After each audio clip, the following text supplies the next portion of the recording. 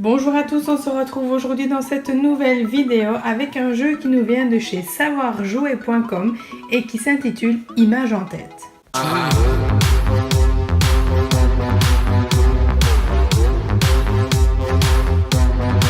Ce jeu est composé de 12 fiches d'illustration de la vie quotidienne qui vont permettre de travailler donc les capacités d'observation, de mémorisation, de lecture d'images, de raisonnement, mais également de mise en projet.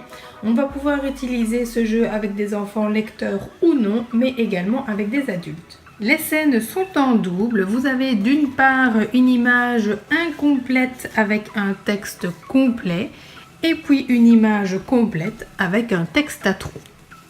On présente une scène imagée sur un temps indéterminé au patient qui doit la mémoriser.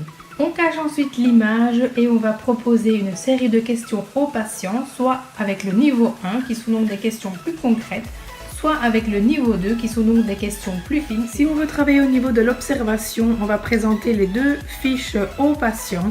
Celui-ci doit donc trouver les différences entre les deux scènes et c'est également intéressant à travailler avec les plus petits au niveau du langage oral. Combinons maintenant les deux exercices en travaillant observation et mémorisation.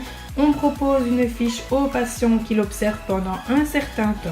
Ensuite, on la cache et on lui propose l'image avec les trous. Il doit donc restituer de mémoire tous les objets qui ont été effacés ou remplacés sur ce dessin.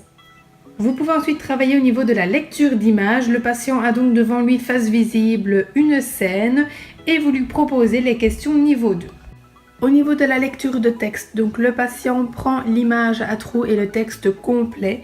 Il lit celui-ci, donc il va vraiment faire appel également à la compréhension, à la recherche d'indices et il doit retrouver sur l'image les choses qui ont été effacées.